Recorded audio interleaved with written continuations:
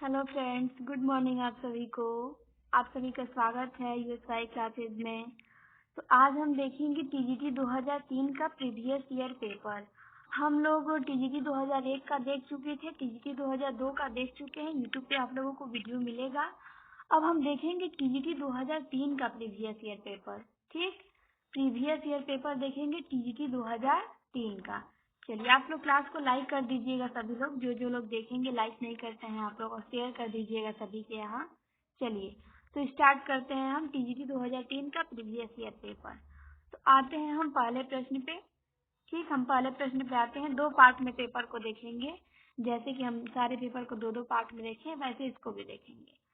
तो आप सभी के सामने हमारा पहला प्रश्न क्या है। पहला प्रश्न ये है कि प्रगतिशील लेखक संघ की स्थापना लंदन में किसके प्रयत्न से हुई थी। पहला प्रश्न हमारा ये है कि प्रगतिशील लेखक संघ की स्थापना लंदन में किसके प्रयत्न से हुई थी। तो मुल्क राज आनंद और सज्जाद जहीर किसके प्रयत्न से हुई थी। तो मुल्क राज आनंद और सज्जाद जहीर के प्रयत्न से हुई थी। ठीक, दूसरा देखिए, दूसरा क्या है कि गुलेरी ने किसको पुरानी हिंदी का प्रथम कवि स्वीकार किया है। दूसरा प्रश्न ये है कि चंद्रधर शर्मा गुलेरी ने पुरानी हिंदी का प्रथम कवि किसे स्वीकार किया है। तो राजा मुंज को स्वीकार किया है। किसे किया है? राजा मुंज को। चलिए अब आते हैं तीसरे प्रश्न पे। तीसरा प्रश्न हमारा ये है, ये प्रश्न थोड़ा महत्वपूर्ण है कि नवीन रिपोर्टाज की परंपरा किस रचना से आरंभ होती है। तो हम लोग लगाएंगे लक्ष्मीपुरा, जो शिवराम सिंह चौहान का है, उसी को लगाएंगे। ठीक, नवीन रिपोर्टाज की परंपरा लक्ष्मीपुरा से आरंभ होती है, ये ध्यान देना है। तो हमारा राइट आंसर लक्ष्मीपुरा हो जाएगा। अब आते हैं हम 4 नंबर के प्रश्न पे। 4 नंबर में क्या दिया है।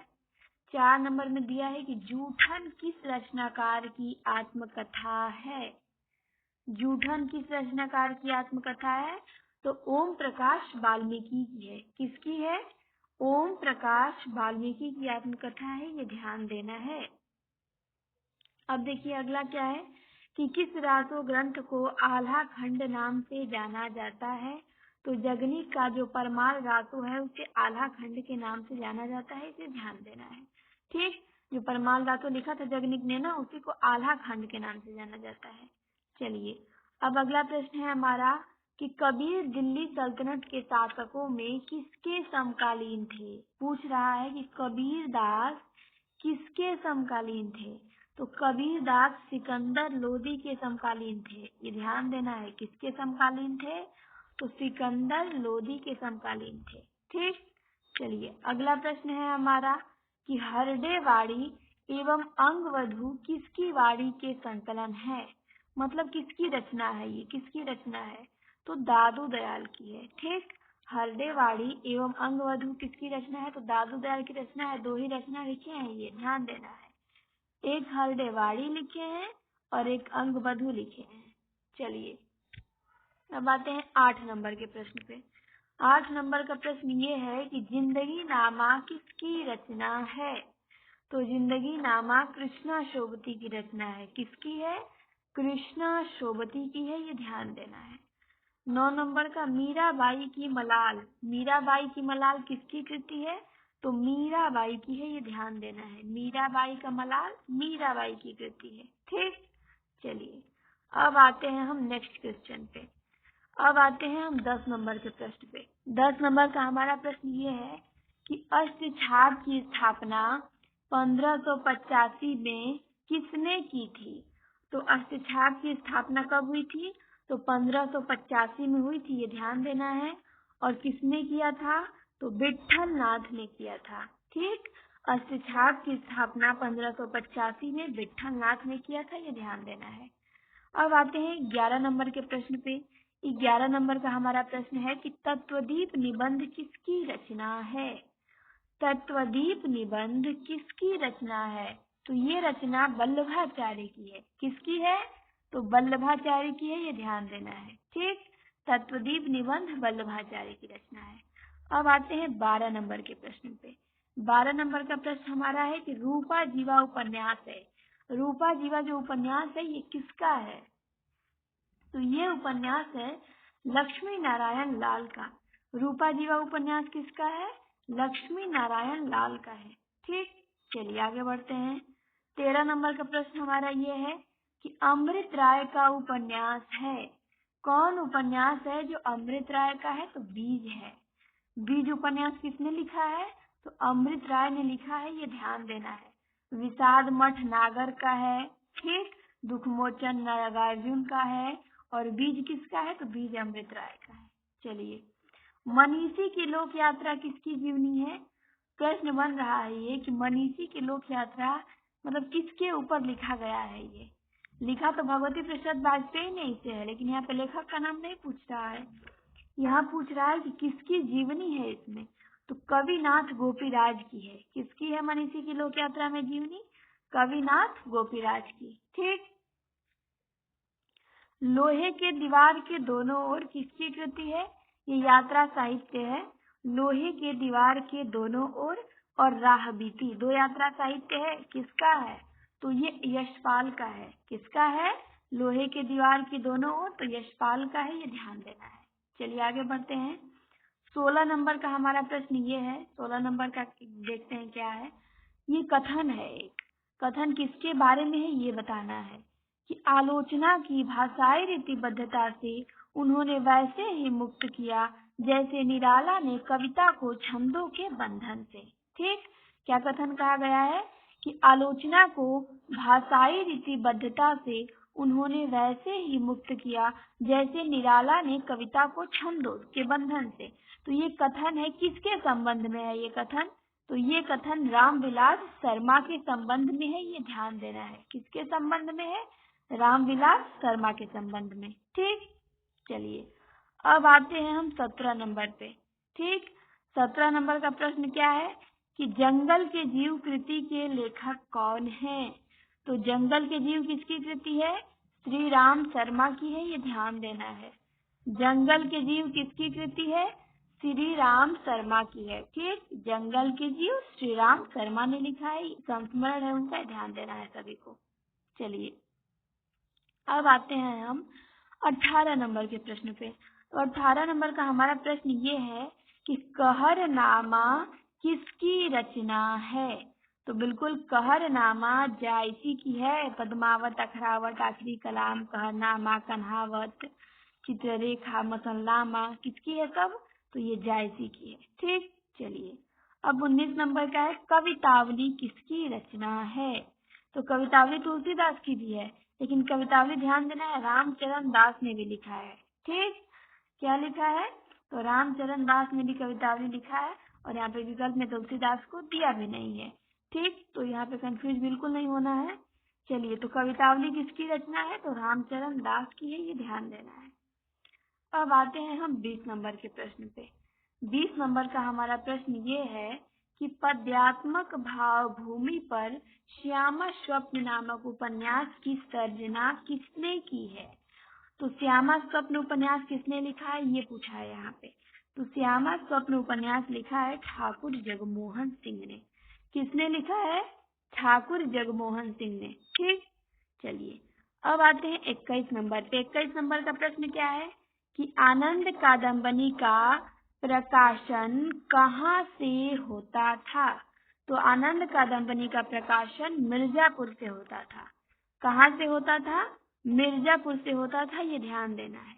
आनंद कादम्बनी का प्रकाशन मिर्जापुर से होता था। ये प्रेमघन की पत्रिका है, तो ध्यान देना है कि कहाँ से होता था? तो मिर्जापुर से। चलिए,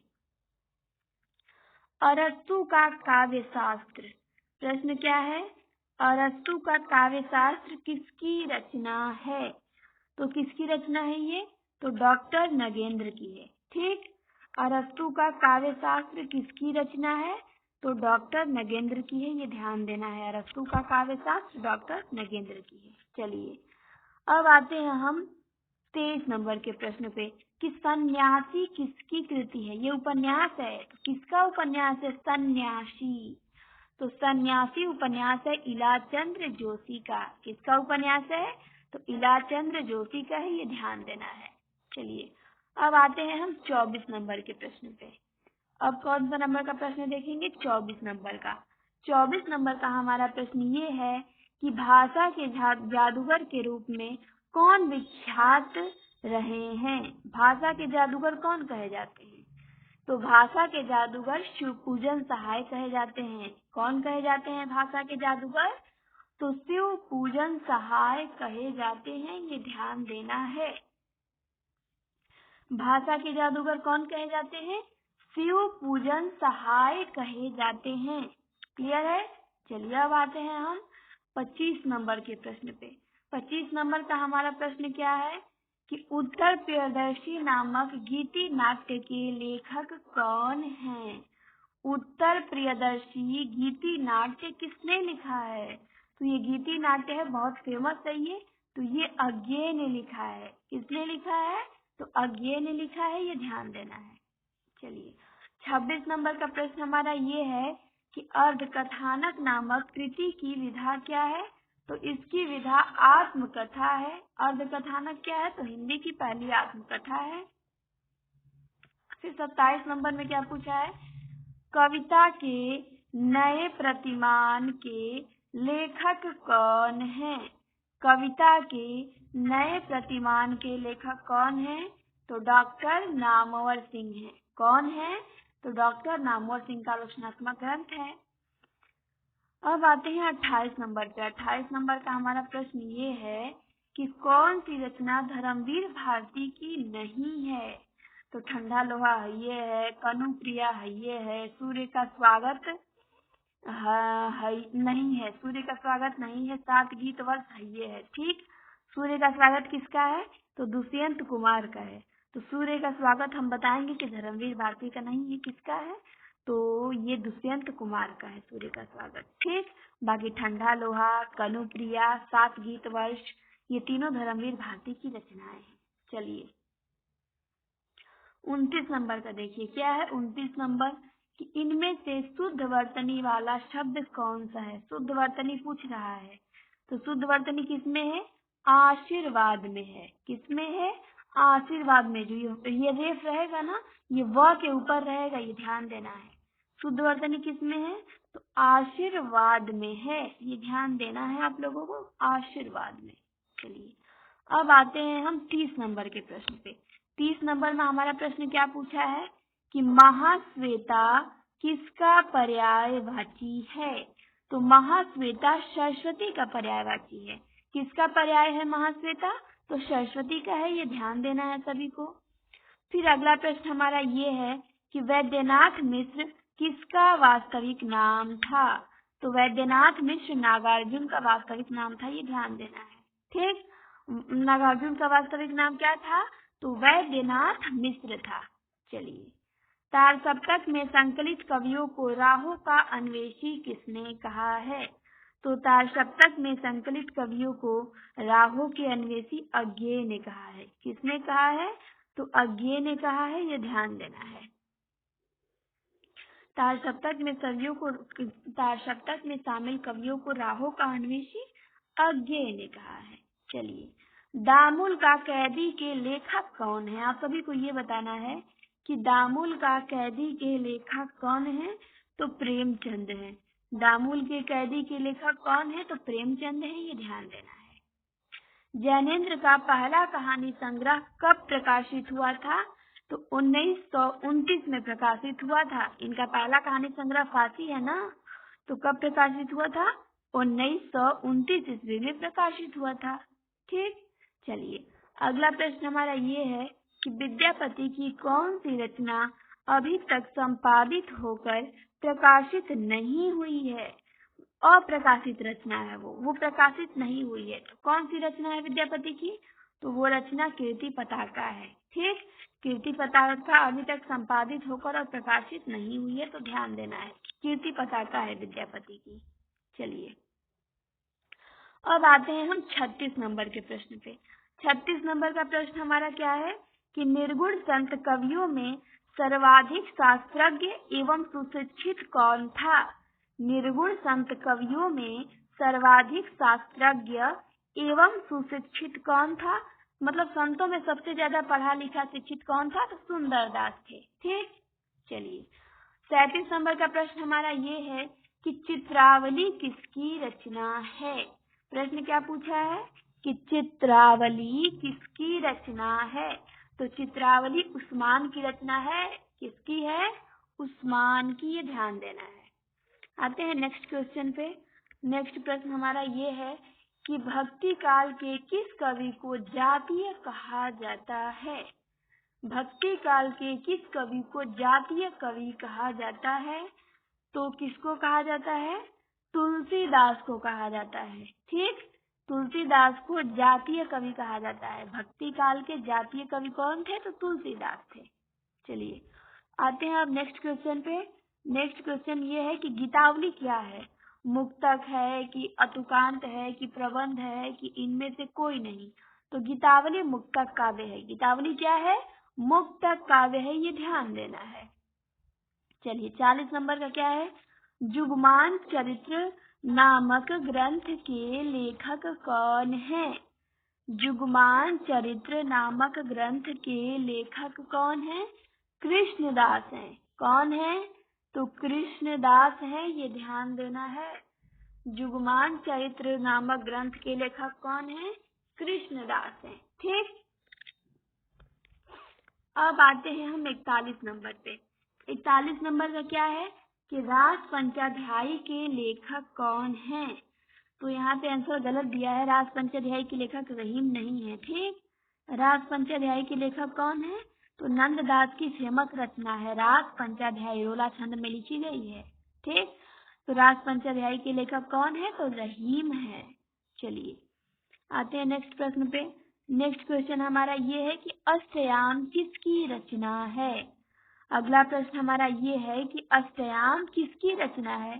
तो अष्टयाम तो बहुत लोगों ने लिखा है, पर यहाँ पे जो विकल्प में देव है तो यहाँ पे बताया जाएगा देव की रचना है। किसकी रचना है अष्टयाम? तो अष्टयाम देव ने भी लिखा है। इसमें नायक नायिका के 8 पैरों का वर्णन किए हैं।